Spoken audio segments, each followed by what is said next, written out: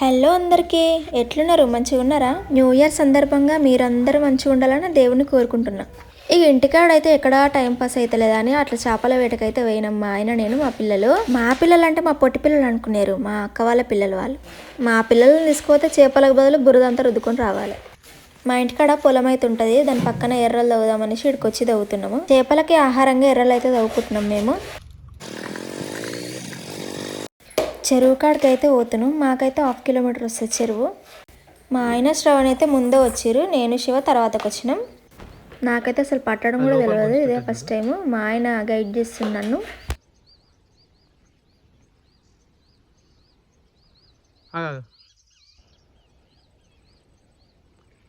గుంజు లేపా ఒకసారి, గుంజు గుంజు గుంజు పెద్ద గుంజు, బయటికి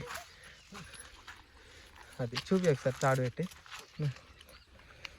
అటాను అటు జరుగు నీళ్ళలో పడుతుంది, అటు జరుగు అల్లేసి. నాకైతే చేపను మట్టగానే మస్తు ఆనందం అనిపించింది. చేపల్ని మేము ఎట్లా పడతామంటే, ఒక కట్ట తీసుకొని గాలం వైర్ ఉంటుంది అనమాట, ఆ వైర్కి చిన్న గాలం ముళ్ళు ఉంటుంది, అది దానికి కట్టేస్తాం వైర్కి. ఆ ముళ్ళుకి అయితే ఎర్రని గుచ్చాలి, ఆ గుచ్చిన ఎర్రని నీళ్ళల్లో వెయ్యాలి, మెల్లగా తినడానికి వస్తుంది. అప్పుడు మనకి వైర్ కదిలేదు కనబడుతుంది. మనకు కట్ట లైట్గా బరువు అనిపిస్తుంది, అప్పుడు గట్టిగా గుంజేసి వచ్చేసాను రా బుల్లోడా అని చేప వస్తుంది.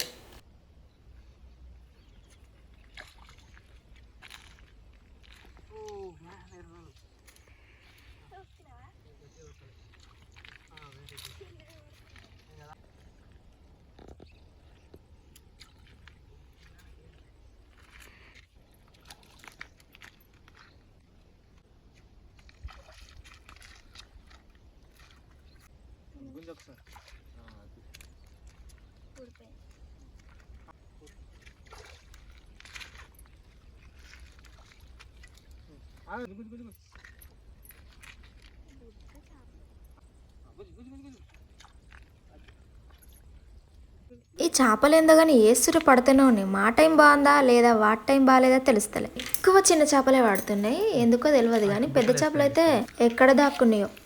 మన ఇంట్లో చిన్నపిల్లలు కూడా చాక్లెట్లకు బిస్కెట్లకు ఆశపడి ఎవరి దగ్గర పడితే వాళ్ళ దగ్గర పోదురు. అట్లా ఈ చేపలు కూడా ఎర్రలను చూసి ఉరికొస్తూనే ఉన్నాయి.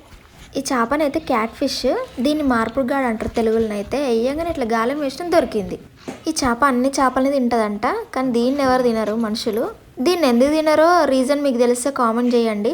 ఈ ఫిష్ని మీ ఏరియాలో ఏమంటారో చెప్పండి. చాలా చిన్న ఫిష్లు దొరికినాయి, అవి మళ్ళీ చెరువులు వేద్దామని వేస్తున్నాం. అవి ఎట్లాగో నీళ్ళకే పోతాయి, ఇంకా నీళ్ళతోని అడుగుతుంది మా ఆయన. మనకు భూమి మీద బియ్యం ఉన్నాయి అన్నట్టు ఉరుకుతున్నాయి అవి అయితే.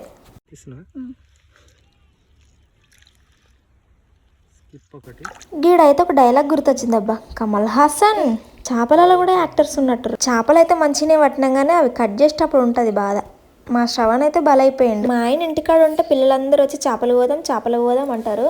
ఈరోజు పోతే కానీ తెలియలేదు అందులో ఉన్న మజా. చేపలు అయితే మంచిగా కడుక్కొని కట్ చేసుకున్నాం. ఫ్రైకి అయితే ఇట్లనే కట్ చేసుకోవాలి. నేనైతే ఘాట్లు పెట్టుకుంటున్నాను కారం మంచిగా పట్టడానికి. ఈ మసాలా ఏంటంటే కారం, పసుపు, ఉప్పు, అల్లం పేస్ట్, ధనియాల పౌడర్, మెంతులు, జీలకర్ర పౌడర్, అదైతే మెయిన్ ఉండాలి. ఇంకా నూనె, లాస్ట్కి నూనె కలిపేసుకొని ఫిష్కి అయితే అంతా అప్లై చేయాలి. మీకు ఒక టిప్ చెప్తా, ఫిష్ నీచు స్మెల్ రాకుండా మనం కడిగేటప్పుడు ఉప్పుతో మంచిగా రుద్ది కడిగినామనుకో నీచు స్మెల్ రాదు. ఈ టిప్ అయితే మా పెద్ద ఆడపడిచి చెప్పింది నాకు. ఒక 10 చేపలు అయితే పట్టినాం, 6 అయితే ఫ్రై చేస్తున్నాం, మిగతావి కర్రీ చేసుకొని వండుకోవాలి. ఇంకా అన్నిటికైతే మసాలా పట్టించిన. ఇంకా పేనం అయితే పొయ్యి మీద పెట్టేసిన, 2 పెట్టిన, ఎందుకంటే ఒక్కటైతే లేట్ అవుతుంది కదా.